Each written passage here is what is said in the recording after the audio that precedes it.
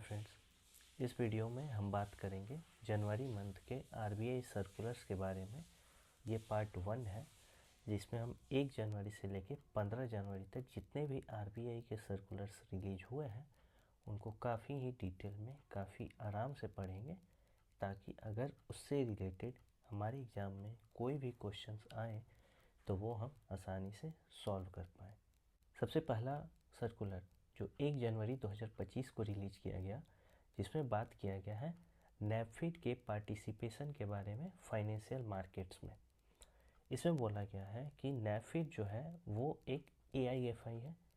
और एआईएफआई जो है उनको अलाउ है कि वो फाइनेंशियल मार्केट्स में पार्टिसिपेट कर सकते हैं। इसीलिए नैफिड जो है वो 1 जनवरी 2025 से फाइनेंशियल मार्केट्स में पार्टिसिपेट कर सकता है। इससे पहले एआईएफआई जो है वो फाइनेंशियल मार्केट में पार्टिसिपेट कर सकते थे, लेकिन नैफिड जो है वो एआईएफआई होने के बावजूद भी फाइनेंशियल मार्केट में पार्टिसिपेट नहीं कर सकता था। तो ये सर्कुलर जो है वो इसी बात को क्लियर करता है कि चूँकि नैफिड जो है वो एक एआईएफआई है और एआईएफआई के होते हुए वो फाइनेंशियल मार्केट में पार्टिसिपेट कर सकता है। दूसरी बात इसमें बोली गई है कि जो नैफिड है वो क्रेडिट डिफ़ॉल्ट स्वैप और रेपो ट्रांजैक्शंस में भी पार्टिसिपेट कर सकता है। तो आइए अब समझते हैं कि आखिर फाइनेंशियल मार्केट्स क्या होते हैं। बेसिकली 2 तरीके के मार्केट होते हैं, एक मनी मार्केट, एक कैपिटल मार्केट। मनी मार्केट जो है वो शॉर्ट टर्म के जो भी डेब्ट इंस्ट्रूमेंट होते हैं जिनकी वैलिडिटी 1 डे से लेके 364 डेज तक होती है, उन्हें हम मनी मार्केट इंस्ट्रूमेंट कहते हैं या मनी मार्केट में ये आते हैं। दूसरा होता है कैपिटल मार्केट। कैपिटल मार्केट में जो भी लॉन्ग टर्म के सिक्योरिटीज होते हैं जैसे कि स्टॉक्स, बॉन्ड्स, डिवेंचर्स, जिनकी जो मैच्योरिटी पीरियड है वो 365 डेज से ज़्यादा की होती है, उन्हें हम कैपिटल मार्केट में इन्वॉल्व करते हैं या गिनते हैं, काउंट करते हैं। अब चूंकि इस आर्टिकल में क्रेडिट डिफ़ॉल्ट स्वैप के बारे में बात की गई है, तो आइए जान लेते हैं कि आखिर क्रेडिट डिफ़ॉल्ट स्वैप क्या होता है। इसको हम एक एग्जांपल से समझेंगे। मान लीजिए कोई कंपनी है जो 100 करोड़ के बॉन्ड्स इशू करती है और इसका टेन्योर जो है वो 10 साल तक रहता है और इस पर वो 10% का इंटरेस्ट रेट देने का प्रॉमिस करती है। अब एज एन इन्वेस्टर कोई इंडिविजुअल जो है वो उस बॉन्ड में इन्वेस्टमेंट करना चाहता है,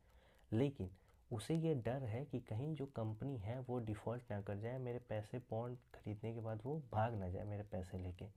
तो ऐसे में जो इन्वेस्टर है वो बॉन्ड खरीदने के साथ ही जो क्रेडिट डिफ़ॉल्ट स्वैप की फैसिलिटी है वो किसी बैंक से या किसी इंश्योरेंस कंपनी से ले सकता है, जिसमें उसे कुछ प्रीमियम जो है वो पे करने पड़ेंगे, जैसे कि इंश्योरेंस प्रोडक्ट्स में हमें पे करने पड़ते हैं। और उसके बदले वो जो इंश्योरेंस कंपनी है या जो बैंक है जिससे भी उसने क्रेडिट डिफ़ॉल्ट स्वैप की फैसिलिटी कराई हुई है, वो किसी भी हालत में अगर जो बॉन्ड इशू करने वाली कंपनी है वो डूब जाती है, तो वैसे केस में जो इंश्योरेंस कंपनी है वो उसे वो पैसे वापस करेगी। इसमें जो बॉन्ड इशू करने वाली कंपनी है उसका कोई भी रोल नहीं होता है। और अगर बॉन्ड की जो वैल्यू है, मार्केट वैल्यू, वो कुछ साल के बाद कम हो जाती है, जैसे अगर यहाँ पे 100 करोड़ का बॉन्ड है, वो 5 साल के बाद पता चलता है कि उसकी वैल्यू जो है वो 95 करोड़ की अब रह गई है, तो ऐसे में जो 5 करोड़ का जो डिफरेंस आ रहा है वो एज अ प्रोपोर्शन, जिस प्रोपोर्शन में इन्वेस्टर ने पैसे लगाए हैं उसी प्रोपोर्शन में जो इंश्योरेंस कंपनी है वो उस इन्वेस्टर को वापस करेगी। तो ये होती है क्रेडिट डिफ़ॉल्ट स्वैप की फैसिलिटी। तो ये जो काम है क्रेडिट डिफ़ॉल्ट स्वैप इशू करने का या जो इन्वेस्टर के पैसे हैं जो बॉन्ड्स उसने खरीदे हैं उसको इंश्योर करने का, वो काम अब नैफिड जो है वो कर सकेगी। दूसरा बात इसमें बोला गया है रेपो ट्रांजैक्शंस के बारे में। रेपो ट्रांजैक्शन का सिंपल मतलब होता है कि अगर कोई कंपनी है जो शॉर्ट ड्यूरेशन के लिए अपना कैपिटल रेज करना चाहती है, उसके बदले वो जो अपने एसेट्स हैं वो सेल करती है किसी बैंक को, जिसमें जो भी वो एसेट अपना सेल करती है वो ये प्रॉमिस करती है कि जो ये एसेट है इसे मैं बाई बैक करूँगा और एट अ हायर प्राइस, मतलब मैं अपने एसेट को बाई करूँगा कुछ हायर प्राइस देके, मैं ये टेम्प्रोरी बेसिस पे आपको दे रहा हूँ। तो ये जो ट्रांजैक्शन होता है इसे रेपो ट्रांजैक्शंस का नाम दिया गया है। तो अब नैफेड जो है उसके पास जो कंपनीज हैं वो अपना एसेट्स सेल कर सकती हैं फॉर शॉर्ट टर्म, और उसके बदले पैसे लेके अपना काम कर सकती है, और बाद में एट अ हायर प्राइस पे वो अपने एसेट्स को बाई बैक कर सकती है। अब हम बात करते हैं दूसरे सर्कुलर के बारे में, जो 2/1/2025 यानी 2 जनवरी 2025 को रिलीज किया गया था आरबीआई के द्वारा। इसमें जो है ये एक छोटा सा सर्कुलर है जिसमें बात किया गया है कि जो नागालैंड में नया डिस्ट्रिक्ट फॉर्म हुआ है उसमें आरबीआई ने ये डिसाइड किया है कि जो एसबीआई है वो उस नए डिस्ट्रिक्ट जिसका नाम है मेलूरी उसका लीड बैंक होगा, क्योंकि मेलूरी जो है वो नागालैंड का नया डिस्ट्रिक्ट है और हर एक डिस्ट्रिक्ट में एक लीड बैंक होना कंपलसरी होता है। गडगिल कमेटी के रिकमेंडेशन पे बना था ये लीड बैंक स्कीम 1969 में। तो उसी के अकॉर्डिंग आरबीआई ने यहाँ पे एक सर्कुलर इशू करके बताया है कि जो नई डिस्ट्रिक्ट बनी है उसमें एसबीआई जो है वो लीड बैंक का रोल प्ले करेगी। अब जानते हैं कि आखिर ये लीड बैंक क्या होता है, किस बैंक को हम मानेंगे कि ये लीड बैंक है। तो जनरली जो भी डिस्ट्रिक्ट है उसमें जो हाईएस्ट नंबर ऑफ ब्रांचेज जिस भी बैंक के होंगे, साथ में उसका नंबर ऑफ एम्प्लॉय भी मोर देन होना चाहिए बाकी सारे बैंक से, तो उस बैंक को हम लीड बैंक असाइन करते हैं। मतलब आरबीआई वैसे बैंक को लीड बैंक असाइन करती है जिनका काम होता है कि जो उस डिस्ट्रिक्ट में कैश का जो फ्लो है वो बना रहे, और बाकी बैंक्स को या किसी भी बैंक्स को लोन प्रोवाइड करने में ज़्यादा कैश की दिक्कत ना हो, तो ये मेंटेन करना रहता है लीड बैंक को। तो ऐसे बैंक्स जिनका नंबर ऑफ ब्रांचेज ज़्यादा हो उस डिस्ट्रिक्ट में और नंबर ऑफ एम्प्लॉय भी ज़्यादा हो रिस्पेक्टिवली बाकी सारे बैंक्स के तुलना में, तो उसे आरबीआई जो है वो जनरली लीड बैंक का रोल असाइन करती है। अब बढ़ते हैं अपने अगले सर्कुलर की तरफ जो रिलीज हुआ था 3 जनवरी 2025 को, और ये ई कुबेर से रिलेटेड सर्कुलर था। ई कुबेर प्लेटफॉर्म जो है वो एक आरबीआई का प्लेटफॉर्म है जो गवर्नमेंट के लिए या अदर पेमेंट सर्विसेज के लिए यूज करता है आरबीआई।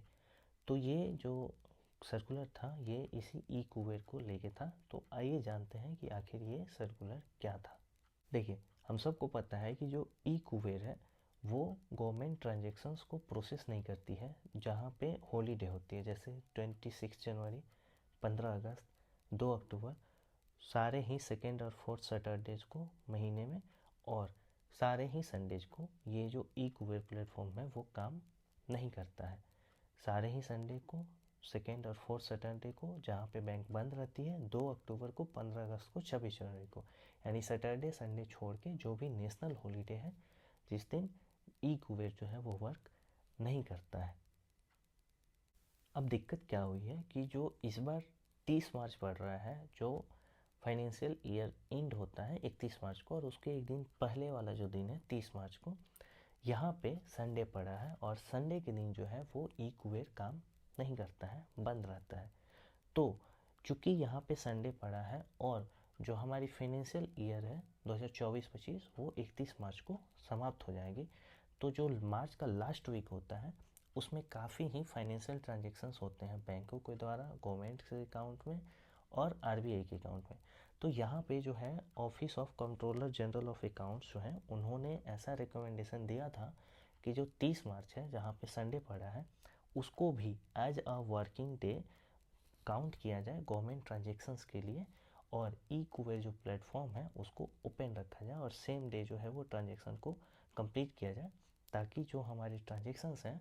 वो अच्छे तरीके से हो सके, और हमारे फाइनेंशियल ईयर जो है जो 1 अप्रैल से स्टार्ट होगा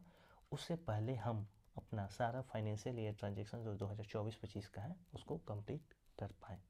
तो ऐसे में जो आरबीआई ने है वो अपना सर्कुलर इशू करके बताया है कि ई कुबेर जो है वो गवर्नमेंट ट्रांजेक्शन्स के लिए 30 मार्च 2025 जो कि संडे का दिन है उस दिन ओपन रहेगा, और इस दिन सारे ही गवर्नमेंट ट्रांजेक्शन्स जो कि फाइनेंशियल ईयर 2024-25 के हैं वो क्लियर किए जाएंगे, और जो भी लगेज फाइल्स है जो बैंक्स के द्वारा भेजे जाते हैं आरबीआई को वो भी इस ई कुबेर प्लेटफॉर्म पे एक्सेप्ट किए जाएंगे 30 मार्च 2025 को। और ये इंश्योर करेगा कि जो भी कैश बैलेंसेज है और स्टेट गवर्नमेंट के जो बैलेंसेज हैं वो एक्यूरेटली रिकॉर्ड हो जाए 30 मार्च 2025 को, यानी कि उस दिन का जितना भी ट्रांजेक्शन है स्टेट गवर्नमेंट के द्वारा, सेंट्रल गवर्नमेंट के द्वारा, बैंक्स के द्वारा, वो सारे ही रजिस्टर्ड होंगे, वो सारे ही क्लियर किए जाएंगे आरबीआई के ई कुबेर प्लेटफॉर्म के द्वारा। अगला है एक मास्टर सर्कुलर जो 6 जनवरी 2025 को आरबीआई के द्वारा रिलीज किया गया था। ये master circular credit information companies के रिलेटेड है। तो आइए देखते हैं कि इसमें क्या बातें बताई गई हैं। इसमें बोला गया है कि जितने भी क्रेडिट इंस्टीट्यूशंस हैं, चाहे वो बैंक्स हो, एनबीएफसीज हो, ये सारे ही CIC यानी क्रेडिट इंफॉर्मेशन कंपनीज के मेंबर बनेंगे और ये एक कंपलसरी है, उनको मेंबर बनना ही पड़ेगा। इसमें मेंबरशिप चार्जेस के बारे में बताया गया है कि जो क्रेडिट इंफॉर्मेशन कंपनी है, अगर कोई क्रेडिट इंफॉर्मेशन इंस्टीट्यूशन जो है CI जो है वो मेंबर बनना चाहती है तो उनसे एक बार में 10,000 रुपये से ज़्यादा चार्ज नहीं लिए जा सकते मेंबरशिप ज्वाइनिंग के तौर पे, और जो एनुअल चार्ज है वो 5,000 रुपये तक ही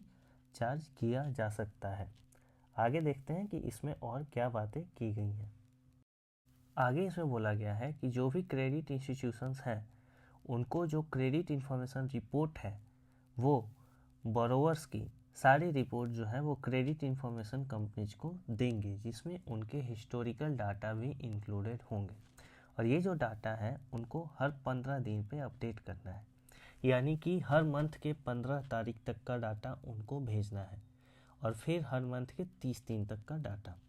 यानी कि 1 से 15 तक का डाटा वो भेजेंगे, फिर 15 से 30 तारीख तक का डाटा वो दोबारा भेजेंगे, एक मंथ में 2 बार। और ये जो डाटा है उन्हें जो सेंड करना है, अगर 1 से 15 तारीख तक का जो डाटा है वो 15 तारीख तक का डाटा वो 15 तारीख से लेके और 7 कैलेंडर डेज यानी 22 तारीख तक कैसे भी उनको भेज देना है क्रेडिट इंफॉर्मेशन कंपनीज के बाद। यानी 15 तारीख का डाटा भेजना, 1 से 15 तक का डाटा भेजना है, और 15 तारीख को अगर आप नहीं डाटा कैलकुलेट कर पाए तो आपको 15 से लेके 22 तक के बीच में वो डाटा आपको कैलकुलेट करके स्टोर करके फॉर्मेट में बना के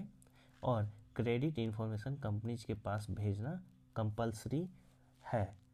आगे इसमें बोला गया है कि जो भी क्रेडिट इंफॉर्मेशन कंपनीज हैं वो ये मॉनिटर करेंगी कि जो भी क्रेडिट इंस्टीट्यूशंस हैं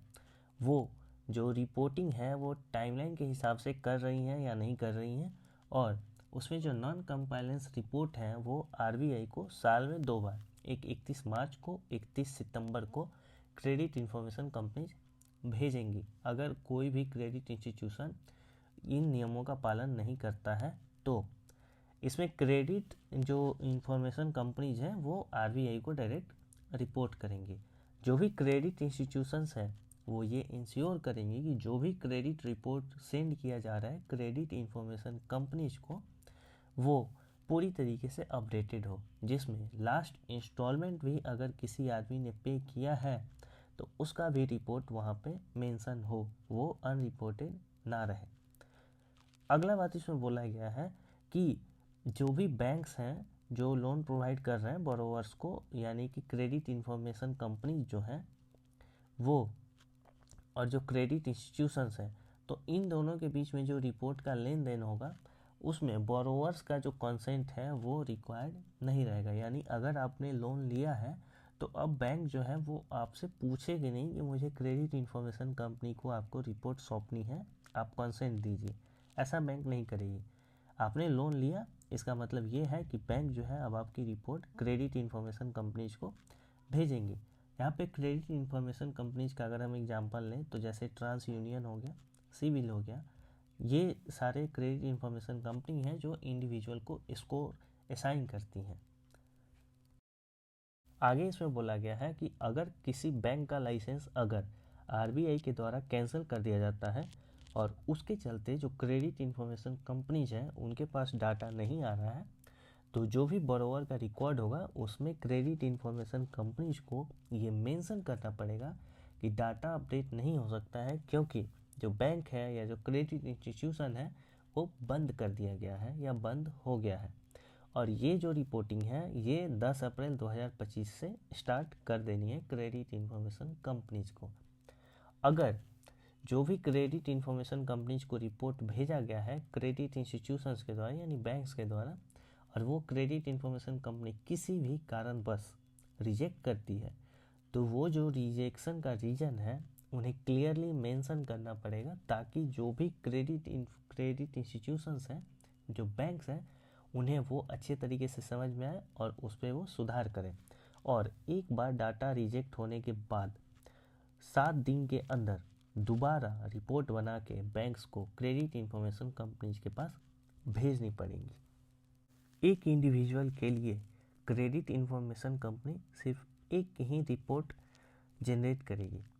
यानी कि अगर किसी इंडिविजुअल ने अलग अलग बैंक से एक ही टाइम पे लोन लिया है तो वो उन सारे लोन्स को मिला के